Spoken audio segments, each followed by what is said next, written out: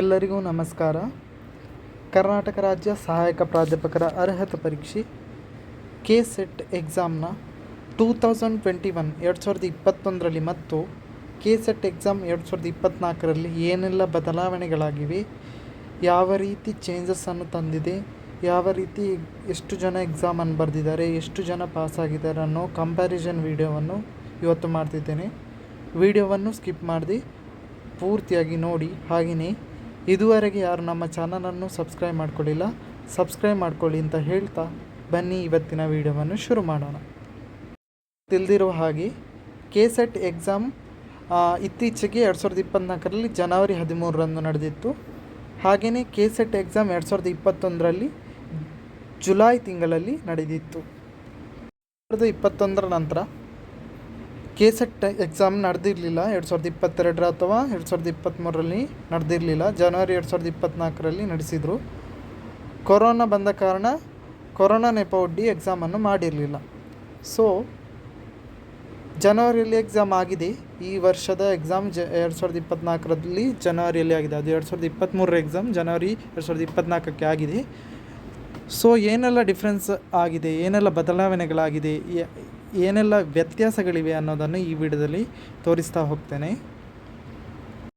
ಮೇಜರಾಗಿ difference ನೋಡೋದಾದರೆ 2021ರ KCET ಎಕ್ಸಾಮನ್ನು Mysuru university ನಡೆಸಿತ್ತು. ಆದರೆ ಈ ಸರ್ತಿ KCET ಎಕ್ಸಾಮನ್ನು KEA ಕರ್ನಾಟಕ ಪರೀಕ್ಷಾ ಪ್ರಾಧಿಕಾರ ನಡೆಸಿದೆ. KEAಲಿ ಅಂದರೆ KEAಗೆ KCETನ KCET ಎಕ್ಸಾಮ್ ನಡೆಸುವಂತಹ ಅಥಾರಿಟಿಯನ್ನು ಈಗ ವರ್ಗಾಯಿಸಲಾಗಿದೆ. ಮೊದಲು ಮೈಸೂರು ಯೂನಿವರ್ಸಿಟಿ ಎಕ್ಸಾಮನ್ನು ನಡೆಸಿತ್ತು. 2021ರಲ್ಲಿ KCET ಎಕ್ಸಾಮಲ್ಲಿ ಸ್ಕ್ಯಾಮ್ ಆದ ಕಾರಣ KEAಗೆ ಕರ್ನಾಟಕ ಸರ್ಕಾರ KEAಗೆ KCETನ ಎಕ್ಸಾಮ್ ನಡೆಸುವ ಜವಾಬ್ದಾರಿಯನ್ನು ಹೊರಿಸಿದೆ.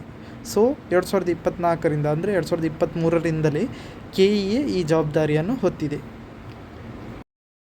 KCET 2001ರ ಎಕ್ಸಾಮನ್ನು ಜುಲೈ 25, 2021ರಂದು ಮಾಡಲಾಗಿತ್ತು.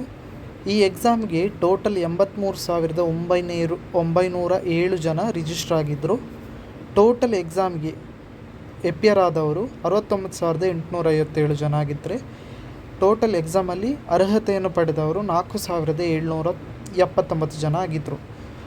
ಈ ಎಕ್ಸಾಮ್ನ ರಿಸಲ್ಟನ್ನು ಜುಲೈಯಲ್ಲಿ ಎಕ್ಸಾಮ್ ನಡೆಸಿ ನವೆಂಬರ್ 2, 2021ರಂದು ಎಕ್ಸಾಮ್ ರಿಸಲ್ಟನ್ನು ಬಿಟ್ಟಿದ್ದರು. KCET 2024ರ ಎಕ್ಸಾಮಲ್ಲಿ ಟೋಟಲ್ 1,17,302 ಜನ ರಿಜಿಸ್ಟ್ರೇಷನನ್ನು ಮಾಡ್ಕೊಂಡಿದ್ದರು. ಎಕ್ಸಾಮ್ ಬರೀಲಿಕ್ಕೆ ರಿಜಿಸ್ಟ್ರೇಷನ್ ಮಾಡ್ಕೊಂಡಿದ್ದರು. ಎಕ್ಸಾಮ್ಗೆ 95,073 ಜನ ಎಕ್ಸಾಮನ್ನು ಬರೆದಿದ್ದಾರೆ ಟೋಟಲ್ ಆಗಿ. ಇದರಲ್ಲಿ ಎಷ್ಟು ಜನ ಕ್ಲಿಯರ್ ಆಗ್ತಾರೆ ಅನ್ನೋದು ಇನ್ನೂ ಅನೌನ್ಸ್ ಆಗಿಲ್ಲ. ಹಾಗೆಯೇ KCET ರಿಸಲ್ಟ್ ಡೇಟು ಇನ್ನೂ ಅನೌನ್ಸ್ ಆಗಿಲ್ಲ. 2021ರ KCET ಎಕ್ಸಾಮನ್ನು ಜುಲೈ 25ರಂದು ನಡೆಸಲಾಗಿತ್ತು. ಹಾಗೆಯೇ ನವೆಂಬರ್ 2 ತಾರೀಕಿಗೆ ರಿಸಲ್ಟನ್ನು ಸಹ ಬಿಟ್ಟಿದ್ದರು.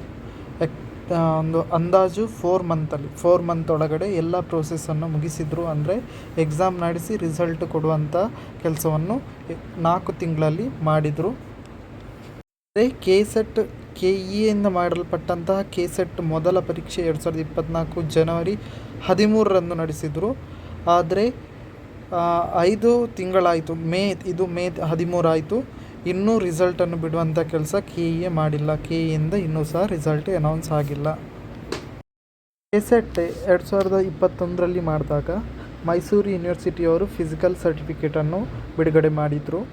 ಆದರೆ 2024ರಲ್ಲಿ KEA ಮಾಡಿದಾಗ ಏನು ಹೇಳಿದೆ ಅಂದರೆ ಇನ್ನೂ ಸಹ ರಿಸಲ್ಟ್ ಬಿಟ್ಟಿಲ್ಲ. ಆದರೆ KEAಯಿಂದ ಬಂದಂಥ ಮಾಹಿತಿ ಏನಪ್ಪ ಅಂದರೆ ಡಿಜಿಟಲ್ ಸರ್ಟಿಫಿಕೇಟನ್ನೇ ಇಶ್ಯೂ ಮಾಡ್ತಾರೆ. ಯಾವುದೇ ಥರದ ಫಿಸಿಕಲ್ ಸರ್ಟಿಫಿಕೇಟನ್ನು ಇಶ್ಯೂ ಮಾಡಲ್ಲ. ಡಿಜಿಟಲ್ ಸರ್ಟಿಫಿಕೇಟನ್ನು ಆನ್ಲೈನ್ ಮೂಲಕವೇ ಇಶ್ಯೂ ಮಾಡ್ತಾರೆ ಅನ್ನೋ ಮಾಹಿತಿಯನ್ನು ಆಲ್ರೆಡಿ ನಮಗೆ ತಿಳಿಸಿದ್ದಾರೆ. 2021ರಲ್ಲಿ ಮೈಸೂರು ವಿಶ್ವವಿದ್ಯಾನಿಲಯದಿಂದ KCETನ ಎಕ್ಸಾಮ್ ಸ್ಕ್ಯಾಮ್ ಆದ ಕಾರಣ KEAಗೆ 2024 ಅಂದರೆ 2023ರ ಎಕ್ಸಾಮ್ನ ಜವಾಬ್ದಾರಿಯನ್ನು ಹೊರಿಸಲಾಗಿದೆ. ಅಲ್ಲಿ ಸ್ಕ್ಯಾಮ್ ನಡೆದಿತ್ತು. ಇಲ್ಲಿ ಏನಪ್ಪ ಆಗಿದೆ ಅಂದರೆ ಕ್ವಶನ್ ಪೇಪರ್ ಮಾಡುವಾಗ ಗೂಗಲಲ್ಲಿ ಟ್ರಾನ್ಸ್ಲೇಟ್ ಮಾಡಿ ಕ್ವಶನ್ ಪೇಪರನ್ನು ಕೊಟ್ಟಿದ್ದಾರೆ. ಅದು ಒಂದು KEAಯಿಂದ ಎಡವಟ್ಟಾಗಿದೆ. ಸ್ಟಾರ್ಟಿಂಗಿಂದಲೇ ಎಡವಟ್ಟು ಮಾಡ್ತಾ ಬಂದಿದೆ KEA. ಹಾಗೆಯೇ ಏನೆಲ್ಲ ಆಗಿದೆ ಅಂದರೆ ರಿಸಲ್ಟ್ ಇನ್ನೂ ಸಹ ಬಿಡಲಿಕ್ಕೆ ಆಗಲಿಲ್ಲ KEAಯಿಂದ 5 ತಿಂಗಳಾದರೂ ರಿಸಲ್ಟ್ ಇನ್ನೂ ಸಹ ಬಿಟ್ಟಿಲ್ಲ. ಇದು ಇವತ್ತಿನ ಮಾಹಿತಿ. ಈ ಮಾಹಿತಿ ನಿಮಗೆ ಇಷ್ಟ ಆಗಿದೆ ಲೈಕ್ ಮಾಡಿ, ಶೇರ್ ಮಾಡಿ, ಹಾಗೆಯೇ ಸಬ್ಸ್ಕ್ರೈಬ್ ಮಾಡ್ಕೊಳ್ಳಿ ಅಂತ ಹೇಳ್ತಾ ಎಲ್ರಿಗೂ ನಮಸ್ಕಾರ.